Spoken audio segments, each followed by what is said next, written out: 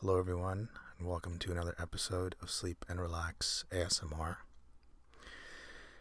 Today we'll be reading Edgar Allan Poe's Wikipedia page in the series that so far I'm just calling Let's Read Wikipedia.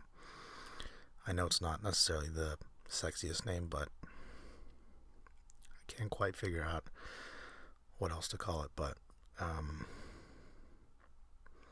if you don't know by now, the series is basically I pull up Wikipedia, I click on the home page, and I click on someone or some event that sort of pops out, and I read it to you. And so it's for educational purposes, and for some of you it's so boring you just fall asleep, so I think it's a win-win no matter what. So let's read Edgar Allan Poe's Wikipedia page.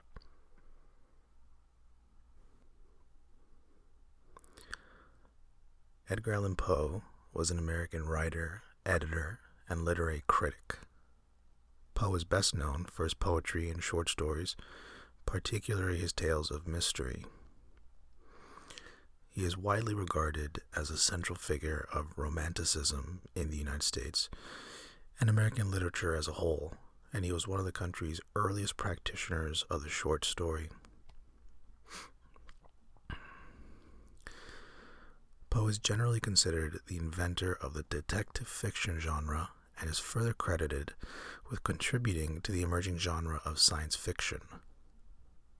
He was the first well-known American writer to try to earn a living through writing alone, resulting in a financially difficult life and career.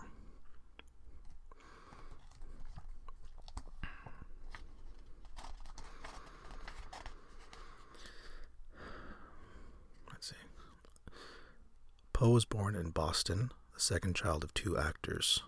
His father abandoned the family in 1810, and his mother died the following year. Thus orphaned, the child was taken in by John and Frances Allan of Richmond, Virginia. They never formally adopted him, but Poe was with them well into young adulthood. Tension developed later as John Allan and Edgar repeatedly clashed over debts, including those incurred by gambling and the cost of secondary education for the young man. Poe attended the University of Virginia for one semester, but left due to lack of money. Poe quarreled with Allan over the funds for his education and enlisted in the army in 1827 under an assumed name. It was at this time that his publishing career began, albeit humbly, with the anonymous collection of poems Tamerlane and Other Poems, 1827, credited only to a Bostonian. With the death of Frances Allan in 1829, Poe and Allan reached a temporary rapprochement. However, Poe later failed as an officer cadet at West Point, declaring a firm wish to be a poet and writer, and he ultimately parted ways with John Allan.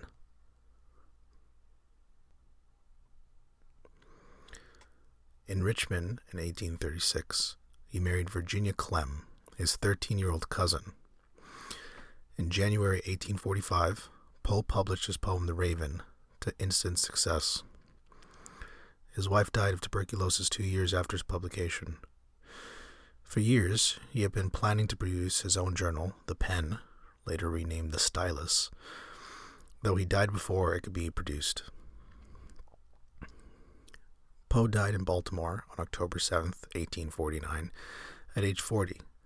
The cause of his death is unknown and has been variously attributed to alcohol, brain congestion, cholera, drugs, heart disease, rabies, suicide, tuberculosis, and other agents. Poe and his works influenced literature in the United States and around the world, as well as in specialized fields such as cosmology and cryptography. Poe and his work appear throughout popular culture and literature, music, films, and television, and a number of his homes are dedicated museums today. The Mystery Writers of America present an annual award known as the Edgar Award for distinguished work in the mystery genre. And now we move on to the next section, titled Early Life. He was born Edgar Poe in Boston on January 19, 1809, the second child of English-born actress Elizabeth Arnold Hopkins and actor David Poe, Jr. He had an elder brother, William Henry Leonard Poe, and a younger sister, Rosalie Poe. Their grandfather, David Poe, Sr., had emigrated from Cavan, Ireland, to America around the year 1750. Edgar may have been named after a character in William Shakespeare's King Lear, a play that the couple were performing in 1809. His father abandoned their family in 1810, and his mother died a year later from consumption, in parentheses, pulmonary tuberculosis.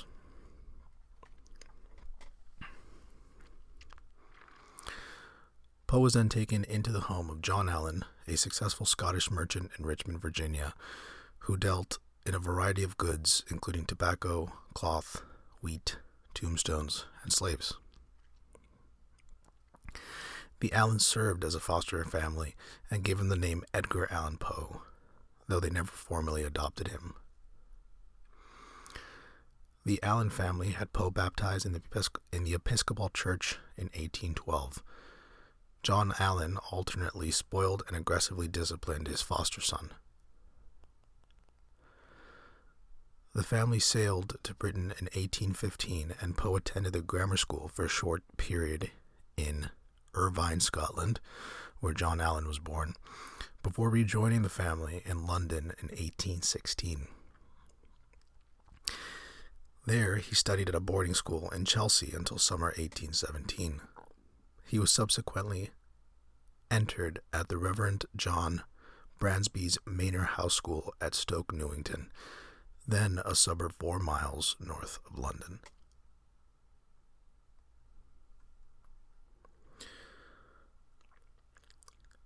Poe moved with the Allans back to Richmond, Virginia in 1820. In 1824, Poe served as a lieutenant of the Richmond Youth Honor Guard as Richmond celebrated the visit of the Marquis de Lafayette. In March 1825, John Allan's uncle and business benefactor William Galt, said to be one of the wealthiest men in Richmond, died, leaving Allan several acres of real estate. The inheritance was estimated at $750,000. By summer 1825, Allan celebrated his expensive wealth by purchasing a 2-story brick home named Moldavia. Poe may have become engaged to Sarah Elmira Royster before he registered at the one-year-old University of Virginia in February 1826 to study ancient and modern languages. The university, in its infancy, was established on the ideals of its founder, Thomas Jefferson. It had strict rules against gambling, horses, guns, tobacco, and alcohol, but these rules were generally ignored. Jefferson had enacted a system of student self-government, allowing students to choose their own studies, make their own arrangements for boarding, and report all wrongdoing to the faculty. During his time there, Poe lost touch with Royster and also became estranged from his foster father over gambling debts. Poe claimed that Allan had not given him sufficient money to register for classes, purchase texts, and procure and furnish a dormitory. Allan did not send additional money and clothes, but Poe's debts increased. He gave up on university a year after a year, not feeling welcomed in Richmond, especially when he learned that his sweetheart Royster had married Alexander Shelton. He traveled to Boston in April 1827, sustaining himself with odd jobs as a clerk and newspaper writer. At some point, he started using the pseudonym Henry Larenette.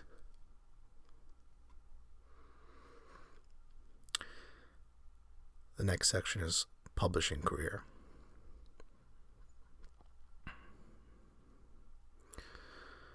After his brother's death, Poe began more earnest attempts to start his career as a writer.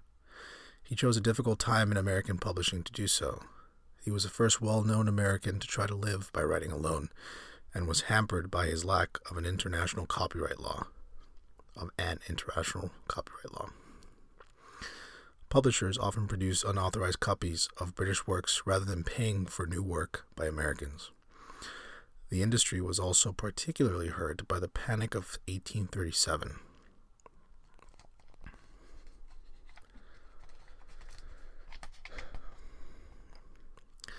There was a booming growth in American periodicals around the time period, fueled in part by new technology, but many did not last beyond a few issues, and publishers often refused to pay their writers or pay them much later than they promised.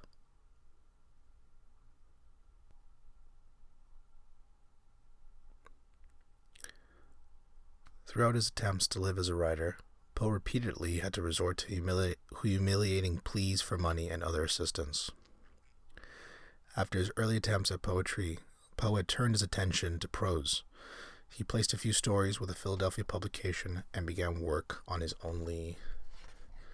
As I flip the page...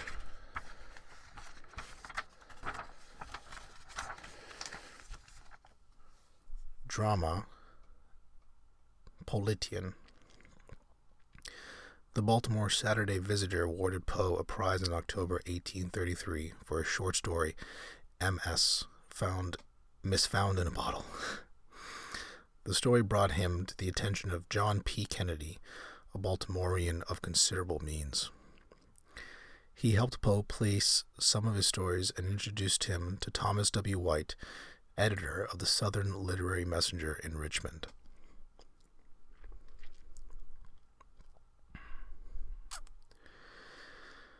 Poe became assistant editor of the periodical in August 1835, but was discharged within a few weeks for having been caught drunk by his boss.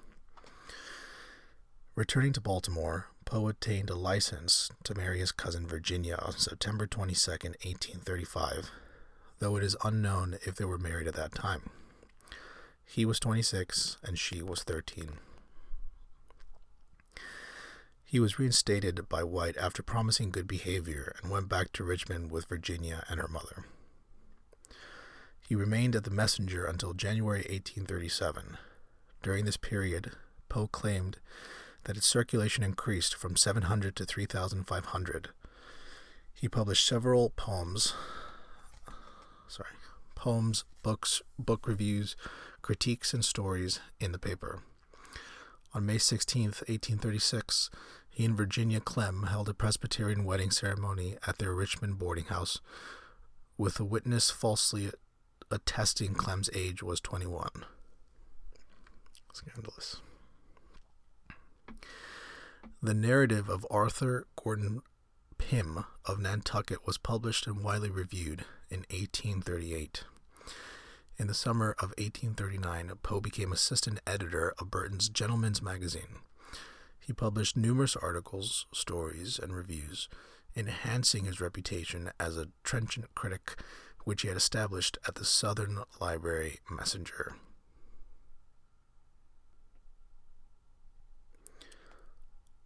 Also in 1839, the collection Tales of the Grotesque and Arabesque was published in 2 volumes, though he made little money from it and received mixed reviews. Poe left Burton's after about a year and found a position as assistant at Graham's Magazine. In June 1840, Poe published a prospectus announcing his intentions to start his own journal called The Stylus. Originally, Poe intended to call the journal The Pen, as it would have been based in Philadelphia. In the June 6, 1840 issue of Philadelphia's Saturday Evening Post, Poe bought advertising space for his prospectus of the Pen's Magazine, a monthly literary journal to be edited and published in the city of Philadelphia by Edgar A. Poe. The journal was never produced before Poe's death. Around this time, he attempted to secure a position with the Tyler administration, claiming that he was a member of the Whig Party.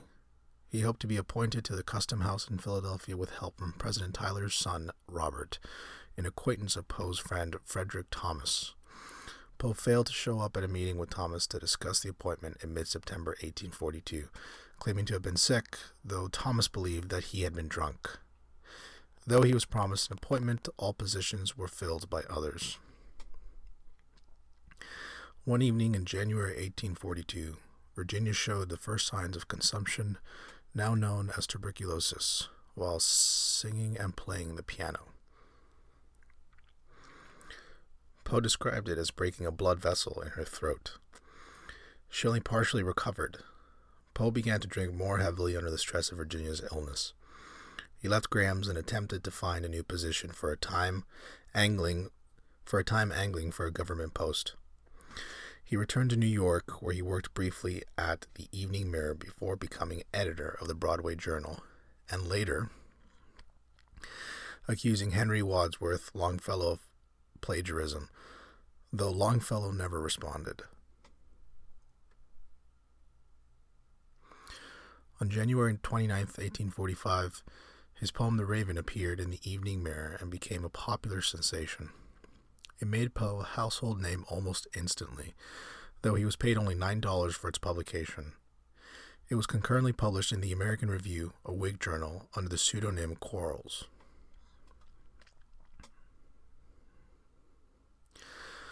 The Broadway Journal failed in 1846. Poe moved to a cottage in Fordham, New York, in what is now the Bronx. That home is known today as the Poe Cottage on the southeast corner of the Grand Concourse and Kingsbridge Road, where he befriended the Jesuits at St. John's College nearby, now Fordham University. Virginia died there on January 30th, 1847. Biographers and critics often suggest that Poe's frequent theme of the death of a beautiful woman stems from the repeated loss of women throughout his life, including his wife.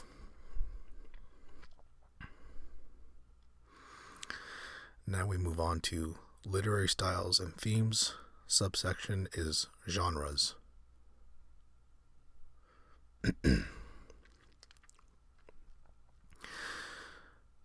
Poe's best-known fiction works are Gothic, a genre that he followed to appease the public taste. His most recurring theme deals with questions of death, including its physical signs, the effects of decomposition, concerns of premature burial, the reanimation of the dead, and mourning.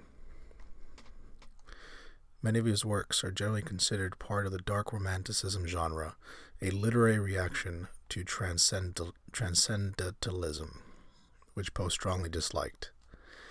He referred to followers of the transcendental movement as frog pondians, after the pond on Boston Common, and ridiculed their writings as metaphor, run mad, lapsing into obscurity for obscurity's sake, or mysticism for mysticism's sake.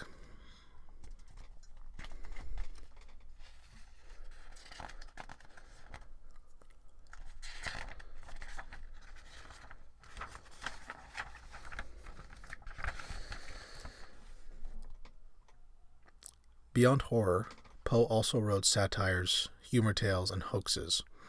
For comic effect, he used irony and ludicrous extravagance, often in an attempt to liberate the reader from cultural conformity.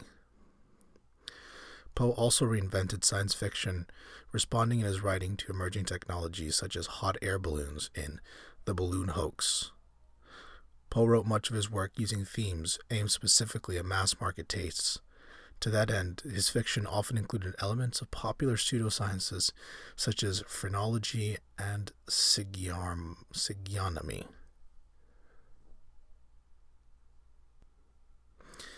The next section is legacy, subsection is literary influence. During his lifetime, Poe was mostly recognized as a literary critic.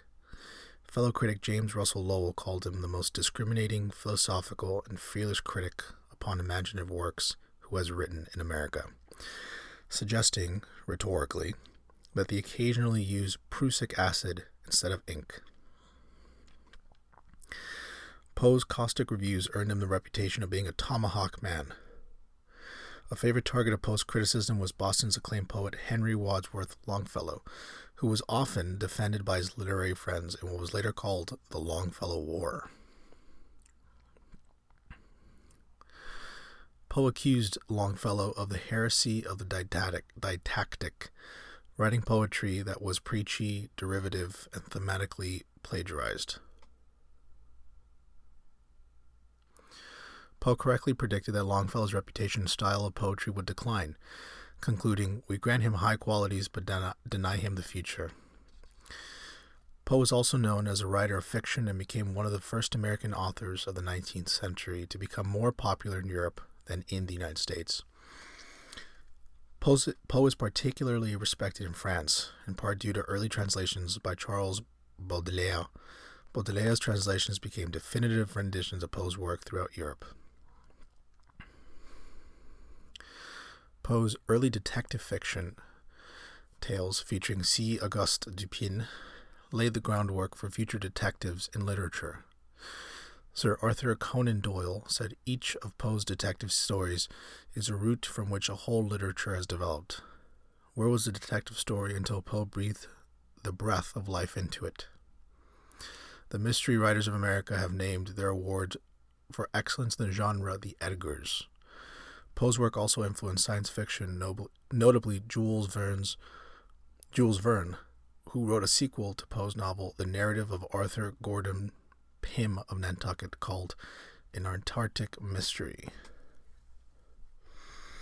It's like a little difficult to say it all together. So I flip the page.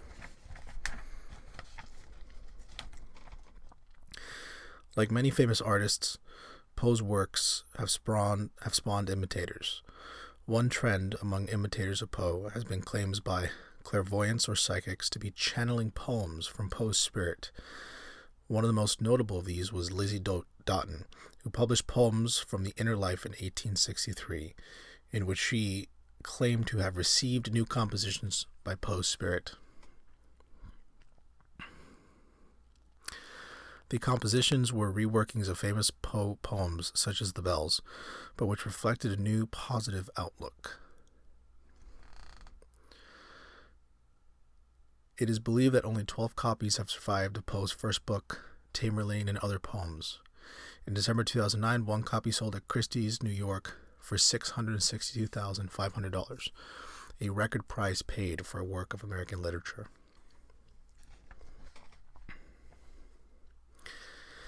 Final section is death.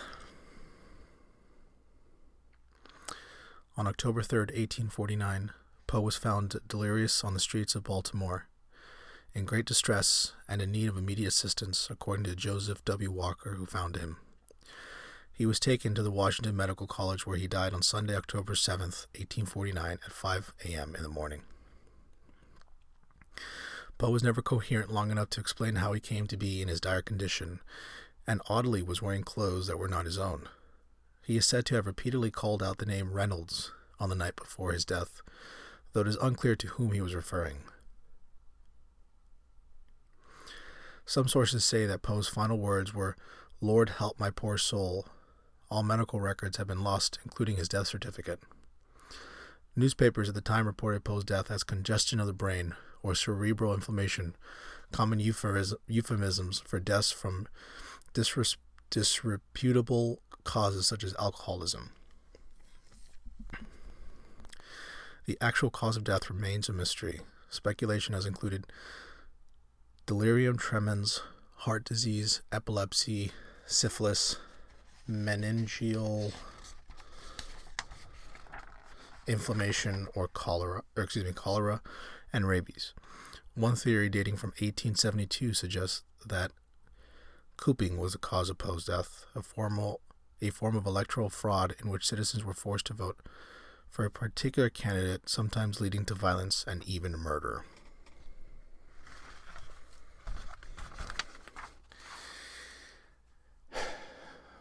And that's it. So you may have noticed, but some of the sections I chopped up just to make it and I edited some of the sections just to make it a little more coherent.